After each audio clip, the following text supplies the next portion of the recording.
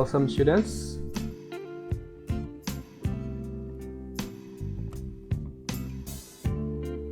This is going to be an amazing, incredible semester.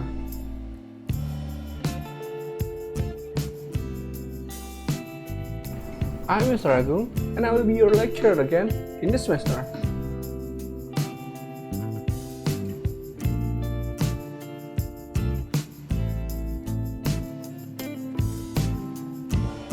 In this semester, we are going to discuss about audiovisual translation.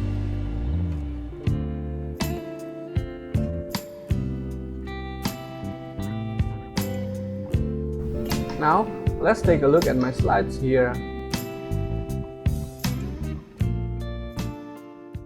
Bismillahirrahmanirrahim. Assalamualaikum warahmatullahi wabarakatuh. Ketemu lagi sama saya di semester ini, namun dengan mata kuliah yang sedikit berbeda dibandingkan semester kemarin. Kalau semester kemarin kita membahas tentang budaya, semester ini kita membahas tentang penerjemahan, khususnya penerjemahan audiovisual.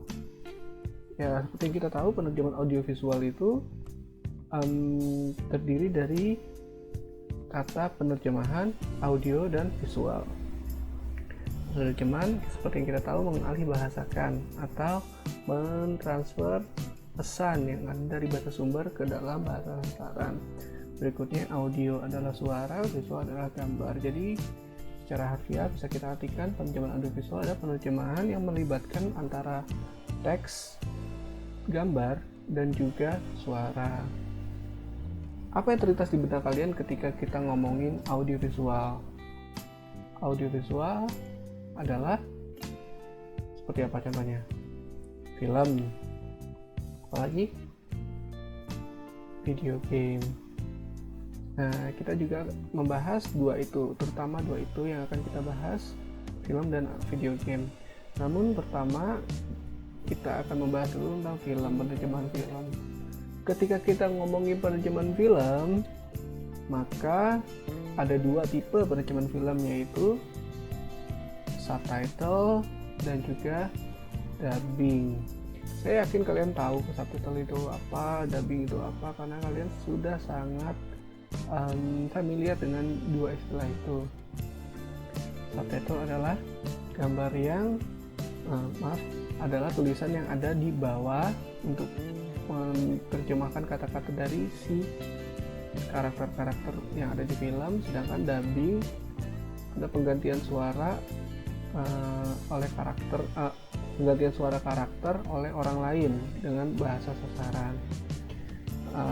Kita akan bahas semua, namun untuk pertemuan pertama ini kita akan membahas dulu tentang penerjemahan subtitle atau bisa disebut dengan subtitling. Jadi kalau subtitle itu adalah teksnya, subtitling itu adalah penerjemahannya atau proses membuat subtitle.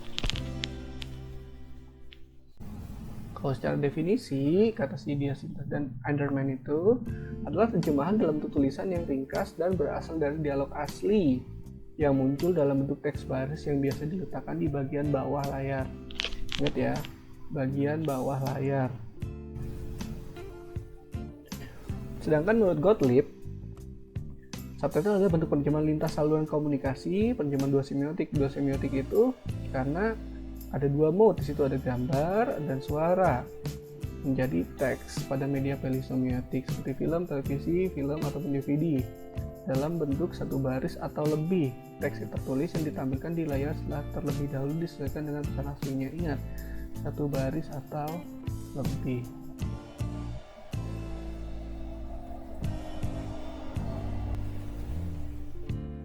Oke, jenis-jenisnya. Pertama, ada yang dinamakan dengan intralinguistik. Intralinguistik itu adalah bentuk subtitling yang sesuai dengan bahasa asli. Bentuk subtitling ini biasa digunakan dalam program televisi lokal yang ditujukan kepada pemirsa yang memiliki gangguan pendengaran dan sejenisnya yang juga digunakan pada program bahasa asing untuk belajar bahasa. Intra itu artinya di dalam, linguistik dalam satu bahasa. Jadi bahasa sumbernya itu bahasa Inggris misalnya, subtitle juga bahasa Inggris. Saya yakin kalian juga pernah nonton film dengan metode seperti itu. Tujuannya apa? Saya yakin kalian bukan atau nggak mengalami gangguan pendengaran, tapi kalian menggunakan bahasa Inggris sebagai subtitle, walaupun si penuturnya juga ngomong bahasa Inggris, itu untuk belajar bahasa. Kan lumrah banget tuh kalau misalnya katanya kalau mau lancar listening nonton film berbahasa Inggris. Nah, untuk bantuan untuk awal pakai subtitle, tapi jangan subtitle Indonesia, subtitle bahasa Inggris juga. Nah, itu memang ditujukan untuk belajar bahasa. Kalau ada intra berarti ada inter. Tapi intra ini apa sih? Subtitle ini kata bersifat vertikal karena hanya menuangkan informasi lisan dalam bentuk teks. Hanya mengaturkan dalam bentuk bold, bukan bahasa. Ingat, intra itu vertikal.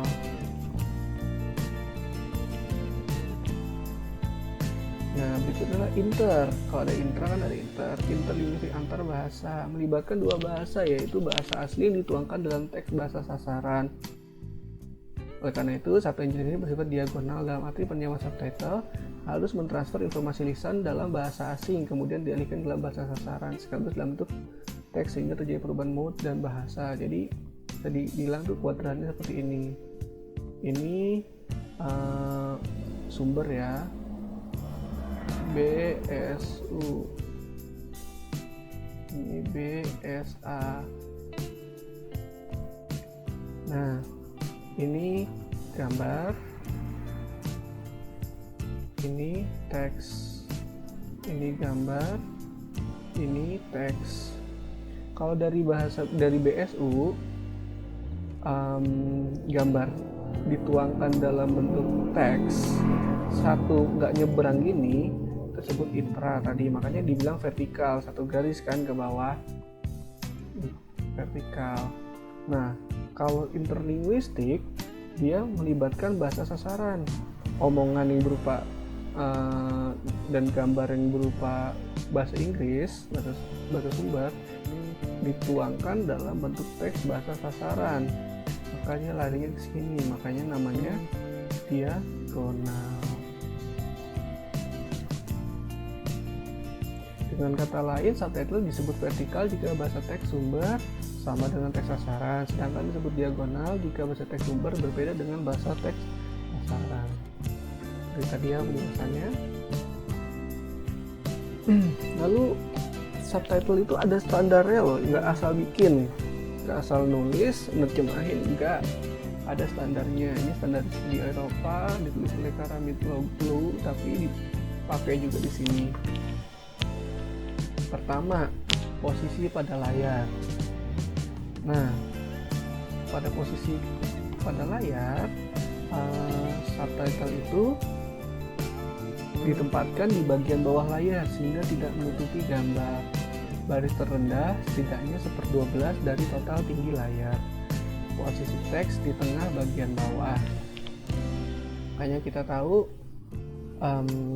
kalau misalnya subtitle itu kan biasanya di bawah, di sini ya. Kenapa nggak di atas atau di tengah? Karena nanti akan nutupin gambar. Ya kan nonton film itu nonton gambarnya apa nonton teks kan gitu. Lalu segmentasi, pembagian dan panjang baris. Penempatan baris harusnya proporsional antara baris atas dan bawah dan diusahakan memiliki panjang yang sama karena pemirsa terbiasa membaca teks dengan bentuk segi 4 daripada segi 3. Jadi kalau misalnya bikin teks subtitle jangan seperti ini. Jangan. Tapi misalnya ini yang atas 8 kata, yang bawah cuma 2 kata, usahakan seimbang 5-5 misalnya, atau misalnya 11 6-5, pokoknya panjangnya itu hampir sama. Lalu jumlah baris, maksimal 2 baris per tayang. Ingat, maksimal 2 baris per tayang, jangan lebih dari 2. Memang ada, saya pernah menonton film yang lebih dari 2, tapi itu buruk dan jangan diikuti. Nah, dengan menempati paling tidak 2/12 dari total tinggi layar. Jika hanya terdiri dari 1 baris, hendaknya diletakkan di bagian bawah. Jadi misalnya 2 baris begini. Nah, kalau 1 baris bukan begini, bukan, tapi di bawah. Lalu jumlah karakter juga dihitung. Masing-masing baris tak lebih dari 35 karakter huruf dan tanda baca untuk meminimalisasi pengurangan pesan. Nah, jadi Karakter, kalian tahu karakter kan? Karakter itu huruf sama tanda baca sama spasi termasuk. Sebaiknya satu baris hanya 35. Tapi gimana kalau misalnya susah banget, nggak bisa kurang dari 35, boleh lebih sedikit, tapi sebaiknya jangan dari 40, maksimal banget deh itu 40. Karena kalau karakter yang lebih 40 karakter akan mempengaruhi legibility text. Nah, jadi nggak enak dilihatnya karena kemungkinan besar font size diperkecil. Kayak bayangkan kamu nonton di bioskop. Kamu duduk di bangku paling belakang misalnya, atau ya di atas. Selama 20 menit film itu berjalan, itu besar hurufnya, besar fontnya itu sama. Tiba-tiba di menit 20, penerjemahnya nih kurang cakep nih, dia makanya dibikin lebih dari 40 baris, tiba-tiba fontnya diperkecil. Saya yakin mata kalian yang sudah beradaptasi dengan font yang ukurannya sekian tiba-tiba berubah, itu akan mengurangi kenikmatan menonton. Iya kalau matanya normal, kalau matanya minus itu lebih masalah lagi tuh. Jadi buyar bisa jadi kenikmatan nontonnya atau konsentrasinya. Lalu durasi, nah ini juga salah satu yang paling paling krusial. Kecepatan rata-rata penonton itu umur 14-65 tahun dari kalangan sosial menengah dan berpendidikan baik, artinya bacanya lancar dengan kerumitan teks rata-rata antara 150 sampai 180 kata per menit, sehingga per detik sekitar 2 atau 3 kata. Itu kecepatan baca yang bacanya lancar. Berarti satu teks 2 baris kalau misalnya terdiri 14-16 kata 2 baris membutuhkan waktu setidaknya 5,5 detik. Jadi sekali tayang kan subtitle itu muncul terus hilang lagi gitu ya. Nah sekali muncul itu sebaiknya 5 detik kalau 2 baris. Kalau 1 baris itu 7-8 kata membutuhkan sekitar 3,5 detik. Ya kalian nggak harus benar-benar 5,5 detik, ntar masin ngepasinnya 5,4, aduh kurang 0,1, nggak usah. Sekitar situ aja 5 detik kayak cukup sebenarnya. Asal jangan terlalu lama, jangan terlalu cepetan. Kalau terlalu lama munculnya, karakter lain udah selesai ngomongnya, berganti omongan, kalian subtitle masih itu. Kalau kecepatan, penonton belum selesai baca, subtitle udah hilang. Nah itu masalah juga. Saya yakin kalian pernah nonton film, mungkin entah bajakan, entah resmi, mungkin kayak gitu. Tiba-tiba hilang belum selesai bacanya. Nah itu harus diperhatikan. Lalu gimana kalau misalnya ngomongnya cepet banget gitu loh. Dia ngomong sekitar 20 kata dalam 3 detik. Jadi dialognya cepet. Gimana tuh bikinnya? Apa kita bikin kalau 24 kata misalnya? Apa kita bikin jadi 8 detik gitu?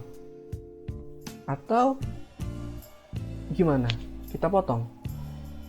Jawabannya adalah kalian kan sebagai penerjemah, ingat kalian penerjemah bukan pembuat doang, kalian nerjemahin. Jadi kalian punya kuasa untuk mengubah isi. Gimana 24 kata di bahasa Inggris? Jadi bahasa Indonesia kalian bikin jadi cuma 15 kata lah.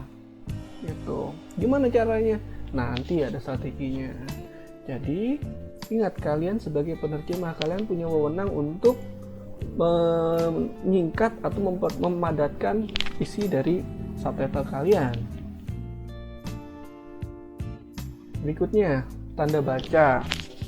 Saya yakin kalian semua tahu tanda baca itu apa, tanda tanya buat apa, tanda seru untuk apa, tanda dash apa, slash untuk apa. Tapi dalam konteks subtitle, dash itu digunakan sebelum masing-masing karakter berbicara. Digunakan untuk teks berbentuk dialog dan melibatkan lebih dari satu karakter. Jadi misalnya gini, nih, terus ini kata-katanya dia ngomong, kata pertama, kata kedua begini, dia ngomong. Oh. Nah, kalau slash itu juga bisa digunakan ketika lebih dari satu orang berbicara. Pakainya gini aja, misalnya dia ngomong, kalian pakai slash, ini ngomong lagi, berarti ada 2 orang yang berbicara. Slash ini menandakan ini gantian. Lalu pertanyaannya, lebih baik pakai yang mana? Pakai dash atau slash? Kalau kalian pilih yang mana? Kalau saya pilih yang slash. Kenapa? Ada beberapa manfaat menggunakan slash. Yang pertama, kalian gak ribet. Kalau pakai dash itu ribet loh, kalian harus bikin dash terus spasi diatur, dan satu karakter itu harus menyelesaikan dialognya di sini. Diganti karakter lain di sini, berarti dia harus menyelesaikan di sini. Karena kalau misalnya nanti dia sampai sini terus dilanjut lagi di enter terus bikin karakter baru, nanti jadi 3 baris tuh. Kedua, kalian juga harus mengatur spasinya, ini sama ini harus sama, itu ribet. Kalau slash kalian nggak terikat dengan situ, kalian motongnya di sini bisa, motong di atas ini juga bisa tuh. Oke, paham ya untuk tanda baca. Kalau nggak paham, kalian bisa rewind, siapa tahu bisa membantu dengan rewind. Lalu bahasa lisan idealnya diterjemahkan dengan gaya yang sama untuk mendapatkan efek yang sama, namun penggabungan kalimat atau ucapan perlu dihindari karena bisa mengganggu pemirsa selama image reading. Jadi bahasa lisan itu kan ngomong. Nah, terjemahkan tuh gayanya sama. Kalau misalnya di bahasa Inggrisnya marah-marah, ya di bahasa sasaran juga kamu harus bisa membawa efek marah itu. Gimana caranya?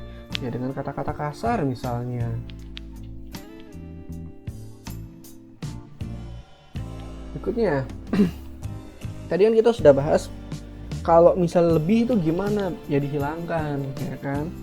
Nah, sebelum kita membahas tentang strateginya, kita masih bahas teknis. Apa sih faktor linguistik yang bisa dihilangkan? Pertama, padding expression. Apa sih padding expression? Saya yakin kalian tahu, cuman nggak tahu itu namanya padding expression. Ekspresi hampir tidak memiliki muatan semantik dan kemunculan yang bersifat fungsional untuk mempertahankan alur perjalanan wajar. Ya kayak itu loh, misalnya orang ngomong ada well, ada you know-nya, ada SSC misalnya. Well, you know, I'm so rich. Kayak gitu. Kan, well, you know, I'm so rich. Nggak bisa diterjemahkan jadi, baiklah, kamu tahu, saya kan kaya. Nggak usah, cukup, saya kan kaya. Gitu. Well, I don't deserve it. Baiklah, saya tidak pantas mendapatkan itu. Enggak, cukup, saya tidak pantas mendapatkan itu. Sama dengan kayak you know it's not so hard. Nggak usah, jadi kamu tahu itu nggak terlalu susah. Cukup bilang, itu kan nggak terlalu susah, gitu aja. Ini sebenarnya kayak orang Indonesia kalau ngomong itu banyak mikir, nah itu sebenarnya buat ngasih kesempatan mikir, padding expression tuh. Atau ngasih respon bahwa kita dengerin, misalnya orang curhat nih sama kamu. Kamu bilang, oh gitu, ya, terus, itu sebenarnya cuman padding expression, nggak ada artinya, gitu. Jadi untuk memperkenalkan alur ujaran doang. Yang kedua yang bisa dihilangkan adalah tautological, cumulative, adjective, or adverbs. Kayak great, big, super extra, teeny weeny, di mana bagian pertama memiliki peran penekanan dan bisa digabungkan dengan jadi satu kata yang sepadan, jadi huge, extremely, and tiny.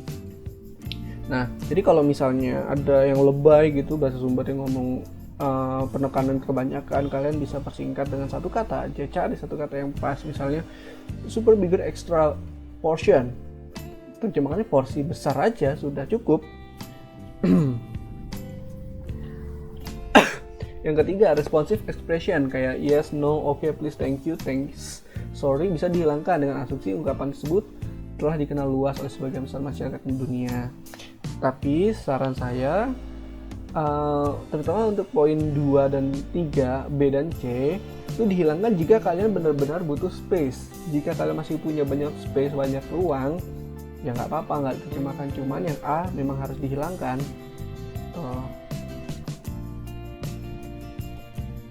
Nah, itu tadi adalah standarisasinya. Lalu apa kendala yang bisa didapatkan penerjemah atau pembuat subtitle dalam proses pembuatan subtitle atau subtitling? Menurut Hatim dan Mason itu, pertama adalah pergeseran mode dari lisan ke dalam bentuk tulisan, dari omongan ke tulisan. Itu susah loh. Kenapa? Karena memungkinkan ciri-ciri tertentu kayak dialek nggak baku, intonasi, alih code, dan tone taking itu nggak akan terwakili dalam bentuk tulisan bahasa sasaran. Misalnya, ada pelawak Cici Tegal, yaitu ciri khasnya adalah ngomong ngapaknya, atau yaitu inyong-inyong lah segala macam misalnya. atau orang Ambon. Beta so lupa.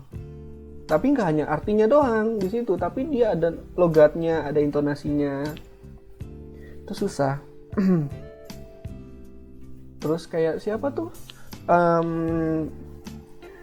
Komika yang ngomongin datar terus, yang bisa main biola, saya lupa. Itulah pokoknya. Jadi kan ngomongin datar, ciri khasnya dia di intonasi datarnya itu. Tapi ketika itu kita mau terjemahkan, kita akan mengalami kesulitan juga di situ. Itu kendala. Kedua, terikat oleh media atau saluran pengalihan pesan tersebut yang dilakukan meliputi batasan waktu dan tempat terkait dengan jumlah baris dan karakter pertanyaan. Nah, kalian mau terjemahkan ini, tapi ternyata kebanyakan. Nah, gimana caranya biar nggak kebanyakan? Itu tantangannya, kendala kalian. Lalu ada juga batasan waktu. Kita nggak bisa banyak-banyak karena nanti harus berganti dengan karena terikat durasi. Tuh. Kalau misal kebanyakan durasi cuma 3 detik, nanti belum selesai baca sudah hilang teksnya. Nah, karena ada keterbatasan itu, makanya akan ada terjadinya reduksi data atau penghilangan data atau berkurangnya data teks sumber sebagai akibat poin kedua tadi. Karena hal ini, penerjemah harus bekerja keras untuk berusaha mengalihkan teks sumber ke dalam teks bahasa sasaran yang lebih ringkas. Ingat, lebih ringkas tapi tanpa mengurangi unsur pesan yang ada. Tantangan banget tuh. Oke. Berikutnya, kesesuaian dengan gambar visual. Karena gambar visual dan audio merupakan hal yang tak terpisahkan dari film, maka koherensi antara teks dan gambar gerak itu pun harus sesuai. Kamu pernah pasti nonton film yang subtitlenya nggak sinkron. Apa yang kalian lakukan? Kalau kalian mau berusaha bekerja keras, pasti kalian akan synchronize ulang. Tapi kebanyakan dari kita, daripada repot-repot cari subtitle lain pasti yang sesuai. Nah, kalian nggak mau kan udah capek-capek nerjemahin, udah bagus banget ya terjemahannya, tapi ternyata bergeser durasinya. Orangnya belum ngomong, subtitle kita udah muncul, atau orangnya sudah ngomong, subtitle kita belum muncul, pokoknya telat atau kecepatan 1 detik aja, itu akan mengurangi kenikmatan nonton loh. Nah, gimana tuh jadinya? Bisa kok dengan sedikit latihan dan bantuan software, nanti akan saya ajarkan.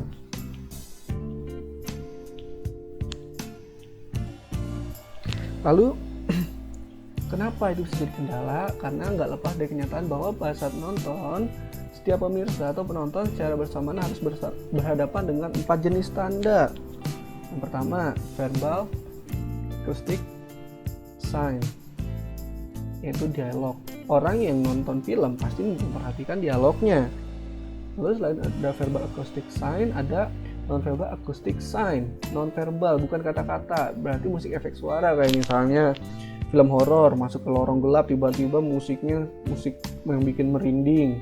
Atau film action lagi mau bertempur, lagi mau berantem, tiba-tiba musiknya, beatnya berubah.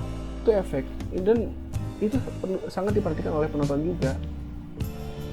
3. Verbal visual sign adalah kata-kata yang berbentuk gambar, tanda tertulis dalam layar. Misalnya si karakternya lagi baca korannya itu kemudian disorot oleh kamera.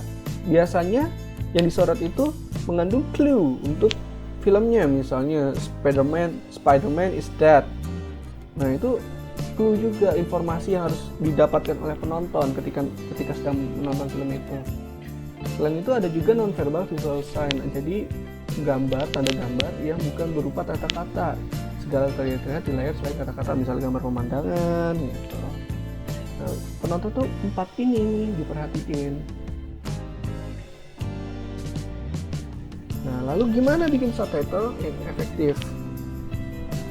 Kata si Gottlieb, subtitle yang baik adalah subtitle yang mencakup 2 hal. Ketik. Pertama, legibility, meliputi perubahan dalam hal posisi pemenggalan kata dalam satu baris, jumlah panjang baris, penggunaan tanda baca, warna, ukuran huruf, typeface, dan waktu. Itu juga harus kalian perhatikan, panjang barisnya, tanda bacanya, warna. Warna juga concern ya, kayak misalnya kalian pakai subtitle hitam kayak gini, tulisan gini hitam. Iya, kalau misalnya latarnya banyak putih atau terang kayak gini. Nah kalau misalnya film horor kalian pakai subtitle warna hitam, ya kalian gak akan kebaca itu subtitlenya, saya yakin tuh. Atau mentang-mentang, Pak saya mau pakai warna pink soalnya warna favorit saya, jangan, tuh bikin sakit mata nontonnya, bacanya. Ukuran huruf itu juga ada standarnya, TV sama waktu juga harus kalian perhatikan. Jenis font juga, jangan mentang-mentang kalian suka sama yang ini kan film horor Pak, saya tulisannya fontnya gotik-gotik aja, misalnya kayak apa ya, Lucida Black Letter atau apa namanya, Gothic kalau salah, itu tulisannya kayak berdarah-darah, jangan, bacanya susah. Atau biar estetis kalian pakainya monotype Cursiva, ya jangan juga, pakai yang wajar misalnya Arial. Kedua adalah readability, kemampuan membaca, mencakup penyederhanaan kosakata, penyederhanaan struktur kalimat, penggabungan dialog pendek, dan penghilangan cenderungan memetralkan dialog dan tutur yang baku jadi lebih jelas dan standar. Sekalian sebagai subtitler juga harus bisa menyederhanakan kosakata. Misalnya di bahasa sumbernya itu agak sulit diterjemahkannya, jangan yang sulit juga. Misalnya obligation, kalian terjemahkan jadi obligasi. Loh, itu masih menimbulkan tanya loh untuk sebagian orang. Obligasi apa? Kalau misal terjemahannya tetap susah, yang nonton mikir dulu apa ya itu. Akhirnya filmnya nggak nyambung, konsentrasinya buyar. Makanya gunakanlah bahasa yang lebih gampang. Jadi surat hutang misalnya. Obligasi dari surat hutang itu kan penyederhanaan. Lalu menjelaskan struktur kalimat, misalnya tadinya kalimatnya kompleks, kalian terjemahkan jadi kalimat simpel. Nah kalau dialognya pendek-pendek, dia ngomongnya sedikit-sedikit, ganti-gantian, ya sebaiknya digabungin biar munculnya sekaligus gitu loh. Nah penghilangan cenderungan penetralkan dialog, tuturkan kata baku jadi lebih jelas dan standar. Nah yang nggak baku juga harus jadi lebih standar biar lebih awam. Misalnya tampol nih gitu, tampol itu kan nggak baku ya, misalnya jadi lebih baku pukul, atau bahasa Inggrisnya hit atau punch. Jadi jika legibility itu merujuk pada penampilan atau appearance dari subtitle, readability lebih mengacu pada perubahan kualitas dan kuantitatif dalam segi kebahasaannya. Oke, jelas? Ya sudah jelas, kita akan membahas hal yang paling krusial juga, yaitu strategi. Sebenarnya ini mau saya jadikan di kelas minggu kesekian, minggu keempat atau kelima kalian bikin dulu, tapi kalian lagi mau PI kan ya. Bagi kalian yang masih bingung PI-nya nanti bikin apa, nah saya sarankan untuk membuat atau menganalisis subtitle. Gimana caranya pakai ini? Jadi saya kedepankan dulu ngebahas ini biar kalian ada gambaran nanti untuk PI gimana. Untuk cara lebih jelasnya di kelas selanjutnya ya. Ini kita akan ngebahas tentang strateginya dulu aja. Yang perlu kalian ingat, strategi ini adalah dari bahasa sumber dan bahasa sekarang, dari Inggris ke Indonesia atau Indonesia ke Inggris. Kalian nggak perlu tanggung jawab terhadap isi dari terjemahannya. Mau misalnya terjemahannya kok ngawur ya, ya itu bukan urusan kalian. Tugas kalian adalah menganalisis itu jadi itu adalah apa. Yang pertama adalah expansion. Apa sih expansion? Penambahan. Paraphrase, transfer, limitation, transcription, dislocation, condensation, decimation, relation, dan terakhir stagnation. Kita akan bahas semua satu per satu beserta contohnya. Saya harap kalian semua paham semua tentang strategi ini karena yang paling krusial dari audiovisual translation adalah ini. Kalau kalian sebelumnya mungkin pakai Gottlieb ya, pakai Gottlieb itu ada 18 teknik. Nah jangan diterapkan untuk film karena nggak begitu nyambung, walaupun bisa sih sebenarnya, cuman lebih efektifan kalau pakai ini. Saya sarankan pakai ini.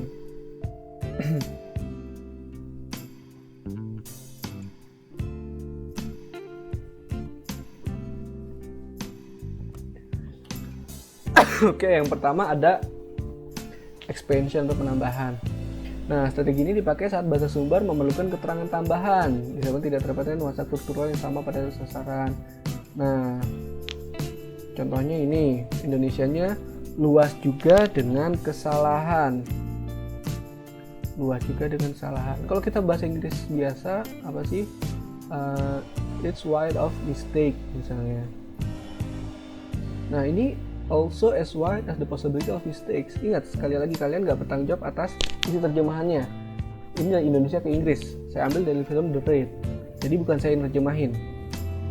Oke, sekali lagi ini sudah ada terjemahannya seperti ini. Nah, kenapa ini expansion? Kita lihat. Also artinya kan juga. Ada. As well as itu untuk luas. Kesalahan itu for mistake. Loh, the possibility itu apa? Kemungkinan ada nggak di bahasa sumbernya kemungkinan? Nggak ada. Tambahan ini kan. Nah, kalau tambahan berarti itu adalah expansion. Kalau di sumber nggak ada, tiba-tiba ada di sasaran, itu berarti expansion atau penambahan. Ingat ya, nggak peduli jumlah katanya, tapi ada informasi tambahan. Memang ini kebetulan juga di sasaran lebih banyak kata-katanya dibandingkan di sumber. Tapi konsepnya adalah ada kata baru yang nggak ada di bahasa sumber. Jelas expansion? Kalau nggak jelas, coba diulang lagi diulang lagi tadi saya ngomong apa. Virtual ya begitu, kalian bisa rewind. Parafrasa itu saat kalimat bahasa sumber nggak bisa ditulis lagi pada susunan yang sama. Jadi secara struktur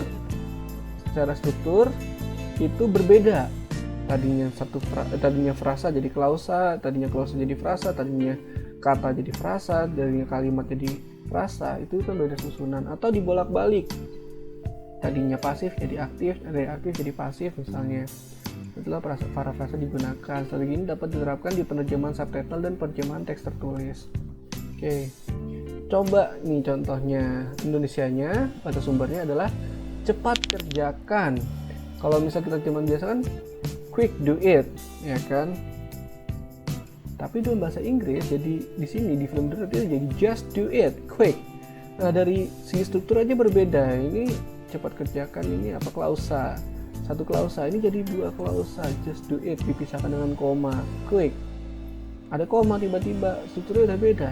Contohnya adalah ketika sebuah kata diterjemahkan dengan sinonimnya. Jadi sebenarnya artinya bukan itu, tapi untuk melengkapi atau membuat konteksnya jadi sesuai dengan bahasa sasaran, itu juga bisa disebut paraphrase. Transfer. Istilah ini digunakan untuk membawakan strategi yang dipakai saat bahasa sumber mampu digunakan secara utuh dan akurat dalam bahasa sasaran. Atau Shelton, transfer menggunakan teknik dilakukan secara word for word. Misalnya gini, oke, semuanya kita masuk sekarang. Misalnya jadi, oke, everyone, we enter now. Oke menjadi oke, semuanya everyone, kita we, masuk enter, sekarang now. Semua ada pasangannya dan artinya sesuai. Nah, itu disebut transfer. Saya yakin ini mudah lah ya, dan pasti banyak menggunakan strategi ini. Lalu berikutnya ada imitation, imitasi. Imitasi apa sih? Tiruan. Ini paling gampang menurut saya. Diaplikasikan dalam penerjemahan untuk menggunakan kesamaan bentuk. Kalau misal di Emolina Albir namanya borrowing. Bisa untuk nama diri atau nama tempat, tapi nggak hanya untuk nama diri atau nama tempat aja. Dalam hal ini contohnya Rama, get in. Inggrisnya Rama, masuk. Nah, bagian Rama diterjemahkan tetap menjadi Rama, itu imitation. Tapi ingat, nggak hanya nama tempat atau nama diri aja. Misalnya kami makan ketupat kemarin, diterjemahkan we ate ketupat yesterday. Nah, ketupat itu menjadi ketupat juga contoh imitation. Pokoknya secara huruf sama persis itu imitation. Bahkan hem aja diterjemahkan jadi hem, itu juga imitation. Paham ya? Berikutnya transcription. Transkripsi itu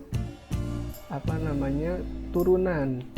Diterapkan saat ada istilah tidak umum dalam bahasa sumber, misalnya penggunaan bahasa lain. Nah, Contohnya penggunaan bahasa ketiga atau nonsense. Nonsense itu nggak masuk akal. Kalian pernah dengar, pernah nonton film, misalnya bahasa Inggris, terus subtitle bahasa Indonesia, tiba-tiba karakternya ngomong bahasa lain selain bahasa Inggris, misalnya bahasa Perancis, diterjemahkan sama subtitle juga dalam tetap bahasa Perancis atau nggak diterjemahkan.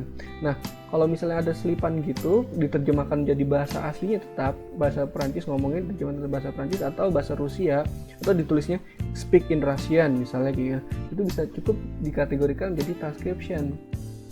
Jadi kalau ada bahasa ketiga selain bahasa Inggris, bahasa Indonesia, itu transcription. Atau misalnya di subtitlenya itu ada penggunaan kayak logo-logo atau simbol gini loh, tanda seru segala macam.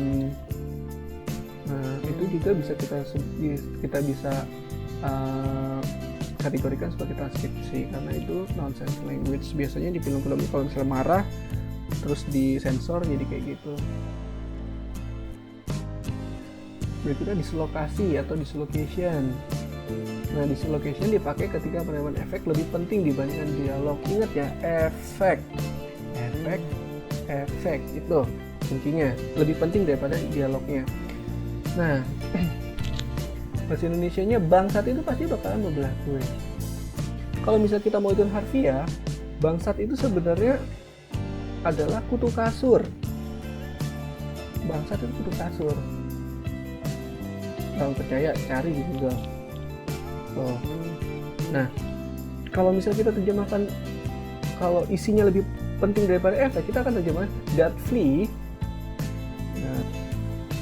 Nah, kalau misalnya kita terjemahkan bahwa isi dialog itu lebih penting daripada efek, pasti bangsat itu diterjemahkan jadi that flee. Itu bangsat. Sedangkan kalau kita mau efek lebih penting, jadi that son of a bitch that have torn me apart. Nah, ini kan beda ya, bangsat itu bangsat, flee, tapi diterjemahkan dari son of a bitch. Nah, pelacur kalau kita harfiahkan ke Indonesia, itu kan kita dapat efeknya marah. Ini kan kata-katanya lagi marah, makanya ngatain orang. Nah, ini pakainya ini. Kayak son of a bitch, kalau misalnya itu dari Inggris ke Indonesia, terjemahan jadi apa kira-kira yang kasar? Kalau harfiah kan anak pelacur. Lalu misalnya marah-marah anak pelacur, ya kira-kira nggak ini juga, nggak kelihatan kasarnya, efeknya nggak dapat ya. Kita terjemahan jadi brengsek, si brengsek, atau mungkin kalau mau sedikit harfiah, anak jablay. Pelacur, PSK, jablay, mana yang lebih kasar? Saya kan jablay mungkin paling kasar. Lonte lebih kasar lagi misalnya. Jadi dasar anak lonte, atau ada ungkapan apa mirip di Indonesia, anak haram, dasar anak haram. Itu sebenarnya bisa, efeknya dapat, dialog dapat, isi dialog juga dapat. Intinya kalau dislocation itu ketika efek. The hell is that? Kita nggak lagi ngomongin hell, nggak ngomongin neraka, tapi itu untuk menggambarkan efek gitu loh. Sama kayak kalian ngomong, ya anjing enak banget gitu, dan terjemahkan nggak jadi the dog is very delicious, enggak tuh, anjing di situ adalah untuk menggambarkan efek enak gitu loh, saking enaknya. Nah, berikutnya adalah condensation. Apa sih kondensasi? Berguna untuk mempersingkat teks dengan memadatkan konten. Ingat, dipadatkan. Jadi gini bisa diterapkan pada dialog dengan kecepatan normal. Ini termasuk di dalam strategi pencobaan subtitling. Hal yang biasa dihilangkan pada strategi ini adalah redundansi bahasa lisan, sedangkan makna dan bentuk masih diperankan sesuai dari sumber. Jadi ada yang dihilangkan tapi maknanya nggak hilang. Contohnya gini, Inggris dengan transfer ya, itu jadi orang-orang, the people yang kita hadapi, that we face. Are adalah orang-orang yang sudah terlatih, well trained people, well prepared for forward. Jadi the people that we are going to face, atau the people that we face are the people who are trained. Nah, the people who are ready for war. Itu panjang banget. Makanya kalian harus bisa mempersingkat. Gimana cara mempersingkat ini tanpa atau dihilangkan kata-katanya tapi nggak mengurangi arti. Jadi seperti ini. These people are well trained and well prepared for war. kalian bisa lihat di sini kata jauh lebih sedikit, tapi artinya nggak ada yang hilang. Coba kalian lihat lagi. These people di sini untuk menggambarkan orang-orang yang kita hadapi ini cukup. Nah, orang yang terlatih jadi well trained, yang sudah siap perang well prepared for war, cukup gitu aja. Oke, kondensasi, kalian harus paham kondensasi dengan baik bahwa kuncinya adalah ada kata-kata yang hilang tapi maknanya nggak hilang gitu. Karena nanti akan sedikit rancu dengan desimasi atau decimation, pemampatan ekstrim yang disebabkan dengan tempo bicara yang cepat dengan resiko menghilangkan bagian yang penting. Perbedaan antara desimasi dan kondensasi dapat dilihat dari pemotongan makna dan perubahan bentuk teks sumber dalam suatu yang dihasilkan. Bedanya tadi pemotongan makna. Jadi kalau desimasi itu ada pemotongan makna, ada makna yang hilang. Terus nggak hanya kata-kata yang hilang, tapi ada makna yang hilang. Contohnya gini, lu nggak usah repot-repot kesini, lu tinggal telepon gue aja. Nah, itu terjemahannya jadi gini, just call me. Ini kan cuma nerjemahin yang ini aja, yang ini enggak, ini hilang. Nah, ini ada makna yang hilang di sini, makanya dinamakan desimasi. Tapi apakah berarti ini si penerjemah? Kenapa penerjemahnya kayak gitu? Apakah penerjemahnya nggak kompeten? Apa? Kalian nggak perlu mikirin itu. Sekali lagi, kalian nggak perlu mikirin kenapa kayak gitu. Pokoknya bahasa Indonesia, bahasa sumbernya apa, bahasa asalnya apa, strateginya apa. Udah, konsen kalian di situ aja. Berikutnya lebih ekstrim lagi dari desimasi, yaitu deletion, penghapusan. Dihapus pada penerjemahan ini, pada strategi ini, penghapusan total bagian teks biasanya dilakukan ketika dialog nggak penting karena ada bantuan dari visualnya atau mungkin kelewat. Misalnya gini, bajingan sambil ngacungin jari tengah. Nah, ini jadi non atau nggak ada. Non ini bukan cuma jadi non, tapi maksudnya nggak ada terjemahan apa-apa. Nah, itu deletion. Pokoknya semua, kalau misalnya kayak tadi just call me juga nggak diterjemahin, itu berarti deletion. Tapi kalau terjemahin sebagian, maknanya sebagian, itu decimation. Kalau terjemahin semua, maknanya tetap dapat tapi lebih singkat, condensation. Kalau hilang semua, deletion. Deletion itu gampang, pokoknya kalau hilang deletion lah. Nah, resignation apa sih? Dipilih ketika tidak terdapat solusi dalam proses penerjemahan sehingga hilangnya makna nggak lagi dapat dihindari. Maksudnya adalah penerjemahannya itu ngawur. Nah, kayak gini, macam petasan lempar aja bahasa Indonesia yang diterjemahkan jadi UN, itu kan ngawur. Oke. Sejatinya kalau di kelas ini, habis ini saya adakan pertanyaan lempar biar kalian paham banget, karena ini kunci di audiovisual translation untuk strateginya adalah ini. Silahkan kalian review lagi tadi apa aja materinya, strateginya, terutama untuk strategi dulu ya. Untuk untuk standarisasi kita akan pakai mungkin di kelas ke-4 atau ke-3 lah, ketika kita akan bikin subtitle. Kalian nanti saya jadi bikin subtitle. Nah, untuk ini kalian pahami dulu aja strateginya.